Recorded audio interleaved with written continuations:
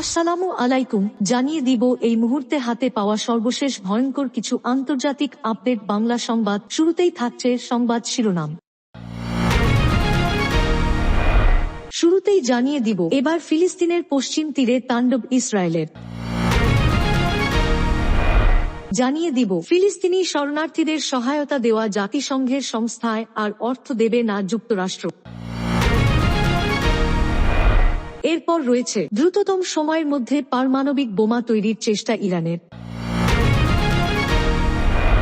সর্বশেষ থাকছে পশ্চিম তীরে ফিলিস্তিনিদের শতাধিক ভবন গুঁড়িয়ে দিল ইসরায়েল। এতক্ষণ শুনছিলেন সংবাদ শিরোনাম, এবার বিস্তারিত। প্রিয় দর্শক, আপনি যদি এই চ্যানেলে নতুন হয়ে থাকেন, ভিডিওটি দেখতে দেখতে চ্যানেলটি ফিলিস্তিনের অবরুদ্ধ গাজা উপত্যকায় ভয়াবহ গণহত্যার রেশ না কাটতেই এবার নতুন করে পশ্চিম তীরে তাণ্ডব শুরু করেছে ইসরায়েল। গত রোববার অঞ্চলটির জেনিন শহরে অভিযান চালিয়ে 100-র বেশি ভবন গুঁড়িয়ে দিয়েছে ইসরায়েলি বাহিনী আইডিএফ। জেনিন শরণার্থী শিবির এবং আল হাদাফ এলাকায় প্রায় 15,000 মানুষকে জোরপূর্বক তাদের বাড়িঘর থেকে বের করে দেওয়া হয়েছে। ইসরায়েলের প্রধানমন্ত্রী বেনিয়ামিন নেতানিয়াহু ও জাতীয় নিরাপত্তা মন্ত্রী ইসরায়েল কাৎজের তত্ত্বাবধানে এই অভিযান পরিচালনা করা হয়। এমন সময় এই অভিযান শুরু হয়েছে যার কদিন আগেই ফিলিস্তিনিদের মিসর ও জর্ডানে পাঠানোর পরিকল্পনার কথা জানান মার্কিন প্রেসিডেন্ট ডোনাল্ড ট্রাম্প। আল জাজিরার খবরে বলা হয়, পশ্চিম তীরে শরণার্থী শিবিরও বাদ যায়নি দখলদার বাহিনীর তাণ্ডব থেকে। জেনিন শরণার্থী শিবিরের পূর্ব পাশের প্রায় 20টি ভবন বিস্ফোরক দিয়ে একযোগে গুঁড়িয়ে দেওয়া হয়। স্থানীয় সরকারি হাসপাতালের পরিচালক ডা. উইসাম বাকর জানিয়েছেন, বিস্ফোরণে হাসপাতালেরও কিছু অংশ ক্ষতিগ্রস্ত হয়েছে। 2 সপ্তাহ ধরে জেনিনে অভিযান চালাচ্ছে ইসরায়েলি বাহিনী। এসব অভিযানে 25 জন নিহতের খবর পাওয়া গেছে। আহত হয়েছেন আরও অনেকে। এর মধ্যে রোববার 100-র বেশি ভবন গুঁড়িয়ে দেওয়ায় গৃহহীন হয়ে পড়েছেন এসব ভবনের বাসিন্দারা। জেনিন শরণার্থী শিবিরের প্রবেশমুখে গত রোববার সকালে এক ইসরায়েলি স্নাইপার ওয়ালিদ আল্লাহলুহ নামের 73 বছরের এক ফিলিস্তিনিকে হত্যা করে। আল জাবরিয়াত এলাকায় আরেক ফিলিস্তিনিকে উরুতে গুলি করে আহত করা হয়। এর আগে গত শনিবার পূর্ব জেনিন ও কাবাতিয়া শহরের দক্ষিণে ইসরায়েলি বিমান হামলায় এক শিশুসহ 5 ফিলিস্তিনি নিহত হন। ইসরায়েলের প্রধানমন্ত্রী বেনিয়ামিন নেতানিয়াহু জানিয়েছেন, মার্কিন প্রেসিডেন্ট ডোনাল্ড ট্রাম্পকে সঙ্গে নিয়ে মধ্যপ্রাচ্যের চেহারা বদলে দিতে চান তিনি। ট্রাম্পের সঙ্গে সাক্ষাতের জন্য গত রোববার ওয়াশিংটনের উদ্দেশ্যে রওনা হওয়ার আগে সাংবাদিকদের সঙ্গে আলাপকালে নিজের এমন পরিকল্পনার কথা জানান তিনি। এদিকে ফিলিস্তিনের গাজায় 15 মাসে অন্তত 61,709 জনকে হত্যা করেছে ইসরায়েলি বাহিনী। 2023 সালের 7 অক্টোবর থেকে শুরু করে গত 19 জানুয়ারি যুদ্ধবিরতির আগ পর্যন্ত সময় তাদের হত্যা করা হয়। এখনো নিখোঁজ রয়েছে 14,000-এর বেশি মানুষ। ধারণা করা হচ্ছে তারাও আর বেঁচে নেই। গতকাল সোমবার নিহতের এই পরিসংখ্যান জানিয়েছে গাজার কর্তৃপক্ষ। প্রেসিডেন্ট ডোনাল্ড ট্রাম্প জাতিসংঘের মানবাধিকার পরিষদ থেকে যুক্তরাষ্ট্রকে প্রত্যাহারের পরিকল্পনা করছেন। পাশাপাশি ফিলিস্তিনিদের শরণার্থীদের জন্য নিবেদিত জাতিসংঘের সংস্থা ইউএনআরডব্লিউএতে অর্থায়ন বন্ধ করার সিদ্ধান্ত নিয়েছেন। নাম প্রকাশ না করার শর্তে হোয়াইট হাউসের এক কর্মকর্তা এ তথ্য জানিয়েছেন।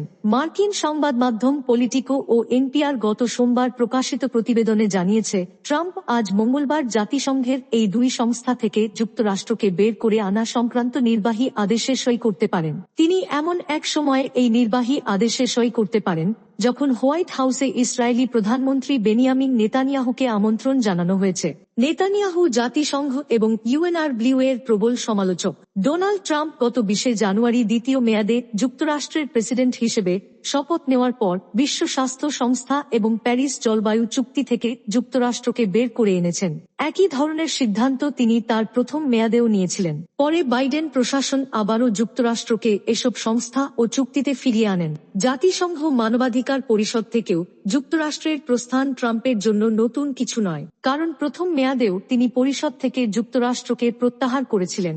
2018 সালে যখন ট্রাম্প প্রশাসন মানবাধিকার পরিষদ থেকে বেরিয়ে যায়, তখন জাতিসংঘে নিযুক্ত প্রতিনিধি নিক্কি হ্যালি বলেছিলেন, এই সিদ্ধান্তের কারণ ছিল জাতিসংঘের ইসরায়েল বিরোধী পক্ষপাতিত্ব। পরিষদে 47টি সদস্য রাষ্ট্র থাকে, যাদের 4 বছরের জন্য নির্বাচিত করা হয়। এই পরিষদ জাতিসংঘের সদস্য রাষ্ট্রগুলোর মানবাধিকার পরিস্থিতি পর্যবেক্ষণ করে, যার মধ্যে যুক্তরাষ্ট্র অন্তর্ভুক্ত। আগামী আগস্টে এই পরিষদের বার্ষিক পর্যালোচনা প্রকাশ করা হবে। 2020 সালে পরিষদের পর্যালোচনায় বিভিন্ন দেশ যুক্তরাষ্ট্রকে মানবাধিকার উন্নত করার জন্য সুপারিশ করে, বিশেষ করে জাতিগত বৈষম্য দূর করা এবং গুয়ান্তানামো বে কারাগার বন্ধ করার সুপারিশ অন্তর্ভুক্ত ছিল। জাতিসংঘের বেশ কয়েকজন স্পেশাল র্যাপোর্টিয়ার বা বিশেষ দূত ইসরায়েলের বিরুদ্ধে গাজার জনগণের ওপর গণহত্যা চালানোর অভিযোগ এনেছেন, যার মধ্যে উল্লেখযোগ্য হল দখলকৃত ফিলিস্তিনি ভূখণ্ডের বিশেষ দূত ফ্রান্সেসকা আলবানি। মার্কিন গোয়েন্দা সংস্থার সাম্প্রতিক এক মূল্যায়নে উঠে এসেছে, ইরানের বৈজ্ঞানিকদের একটি গোপন দল তুলনামূলক কম উন্নত কিন্তু দ্রুততর পদ্ধতির মাধ্যমে পারমাণবিক অস্ত্র তৈরির চেষ্টা চালাচ্ছে। মার্কিন সংবাদ মাধ্যম নিউ ইয়র্ক টাইমসের প্রতিবেদনে বলা হয়েছে, বাইডেন প্রশাসনের শেষ দিনগুলোতে এ সংক্রান্ত গোয়েন্দা তথ্য সংগ্রহ করা হয় এবং ট্রাম্প প্রশাসনের কাছে তা হস্তান্তর করা হয়। নিউ ইয়র্ক টাইমসের প্রতিবেদনে বলা হয়েছে, মার্কিন গোয়েন্দা মূল্যায়নে ইঙ্গিত দেওয়া হয়, ইরান সমৃদ্ধ ইউরেনিয়ামের ক্রমবর্ধমান মজুদ কাজে লাগিয়ে 1 বছরের বেশি সময় না নিয়ে মাত্র কয়েক মাসের মধ্যে পারমাণবিক অস্ত্র তৈরি করতে চাচ্ছে। তবে মার্কিন কর্মকর্তারা জানিয়েছেন, ইরানের সর্বোচ্চ নেতা আয়াতুল্লাহ আলী খামেনি এখনো পারমাণবিক অস্ত্র তৈরির চূড়ান্ত সিদ্ধান্ত নেননি। কিন্তু সাম্প্রতিক মূল্যায়নে যুক্তরাষ্ট্র ও ইসরায়েলের নীতি নির্ধারকদের মধ্যে নতুন উদ্বেগ সৃষ্টি হয়েছে। বিশেষ করে মধ্যপ্রাচ্যে ইরানের প্রভাব আগের তুলনায় দুর্বল হওয়ায় দেশটি পারমাণবিক অস্ত্রকে ডিটারেন্ট বা কৌশলগত প্রতিরোধমূলক ব্যবস্থা হিসেবে দেখছে বলে অনেকে মনে করছেন। মার্কিন ও ইসরায়েলি কর্মকর্তাদের ধারণা, ইরানের আঞ্চলিক মিত্র হামাস ও হিজবুল্লাহ বড় ধরনের ধাক্কা খেয়েছে। অন্যদিকে সিরিয়ার ক্ষমতাচ্যুত প্রেসিডেন্ট বাশার আল আসাদ রাশিয়ায় আশ্রয় নেওয়ায় সিরিয়ার ভেতর দিয়ে ইরানের অস্ত্র সরবরাহ ব্যাহত হয়েছে। এ অবস্থায় ইরান সামরিক দিক থেকে আরও চাপে পড়েছে। এর মধ্যেই গত অক্টোবর মাসে ইসরায়েলি বাহিনী ইরানের ক্ষেপণাস্ত্র প্রতিরক্ষা ব্যবস্থা ও পারমাণবিক অবকাঠামোর কিছু অংশে হামলা চালায়, যা দেশটির সামরিক সক্ষমতার ওপর আরও নেতিবাচক প্রভাব ফেলে। নতুন গোয়েন্দা তথ্যের পর কিছু মার্কিন কর্মকর্তা মনে করছেন, ইরান পারমাণবিক অস্ত্রের সক্ষমতা অর্জনকে এখন জরুরি বলে বিবেচনা করছে। দেশটি যুক্তরাষ্ট্র বা ইসরায়েলের সম্ভাব্য হামলার বিরুদ্ধে প্রতিরোধ গড়ে তুলতে চাইছে। তবে বিশেষজ্ঞরা বলছেন, ইরান যতটা পরিমাণ সমৃদ্ধ ইউরেনিয়াম সংগ্রহ করেছে তা দিয়ে একাধিক পারমাণবিক অস্ত্র তৈরি করা সম্ভব হলেও কার্যকরভাবে যুদ্ধের জন্য উপযোগী একটি ওয়ারহেড তৈরি করা এখনো জটিল ও সময়সাপেক্ষ।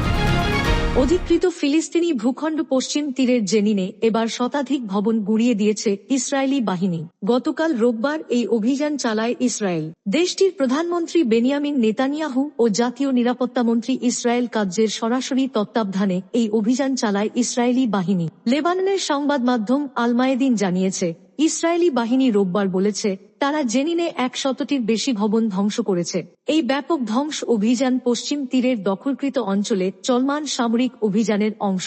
এই অভিযানে এরই মধ্যে ফিলিস্তিনিদের ব্যাপক অবকাঠামোগত ক্ষতি হয়েছে এবং বিপুল পরিমাণ মানুষ বাস্তুচ্যুত হয়েছে। ইসরায়েলি সংবাদ মাধ্যমগুলো জানিয়েছে, জেনিনে এই প্রথম এমন ধ্বংস অভিযান পরিচালনা করা হচ্ছে। ইসরায়েলের প্রধানমন্ত্রী বেনিয়ামিন নেতানিয়াহু এবং জাতীয় নিরাপত্তা মন্ত্রী ইসরায়েল কাৎজের সরাসরি তত্ত্বাবধানে পরিচালিত হয়েছে। ফিলিস্তিনি গণমাধ্যমগুলো জানিয়েছে, ইসরায়েলি দখলদার বাহিনী রোববার জেনিন শরণার্থী শিবিরে একাধিক ভবনে হামলা চালায়। স্থানীয় সূত্রগুলো জানিয়েছে, শিবিরের পূর্ব অংশের প্রায় 20টি ভবনকে বিস্ফোরক দিয়ে একযোগে গুঁড়িয়ে দেওয়া হয়। জেনিনের সরকারি হাসপাতালের পরিচালক ডা. উইসাম বাকর ওয়াফা সংবাদ সংস্থাকে নিশ্চিত করেছেন যে বিস্ফোরণের কারণে হাসপাতালের কিছু অংশ ক্ষতিগ্রস্ত হয়েছে, তবে হতাহতের ঘটনা ঘটেনি। জেনিন শরণার্থী শিবিরে বহুতল আবাসিক ভবন ধ্বংস করার ফলে অনেক পরিবার গৃহহীন হয়ে পড়েছে। এটি আগে থেকে চলা মানবিক সংকটকে আরও গভীরতর করেছে। ইসরায়েলি বাহিনী 13 দিন ধরে জেনিন এবং এর শরণার্থী শিবিরে সামরিক আক্রমণ চালাচ্ছে। এর ফলে এখন পর্যন্ত 25 জন নিহত, বিপুল সংখ্যক ফিলিস্তিনি আহত হয়েছেন। এছাড়া গ্রেপ্তার করা হয়েছে অনেককে এবং বিপুল পরিমাণ অবকাঠামো ধ্বংস করা হয়েছে। গতকাল রোববার সকালে এক ইসরায়েলি স্নাইপার জেনিন শরণার্থী শিবিরের প্রবেশমুখে 73 বছর বয়সী ওয়ালিদ আল-লাহলুহকে হত্যা করে। অন্যদিকে আল জাবরিয়াত এলাকার আরেক ফিলিস্তিনিকে উরুতে গুলি করে আহত করে ইসরায়েলিরা। তার আগে গত শনিবার পূর্ব জেনিন এবং কাবাতিয়া শহরের দক্ষিণাংশে 5 ফিলিস্তিনি নিহত হয় ইসরায়েলি বাহিনীর হামলায়। নিহতদের মধ্যে এক শিশুও ছিল। জেনিন শরণার্থী শিবির এবং আল হাদাফ এলাকায় প্রায় 15,000 মানুষকে জোর করে তাদের বাড়ি থেকে উচ্ছেদ করা হয়েছে।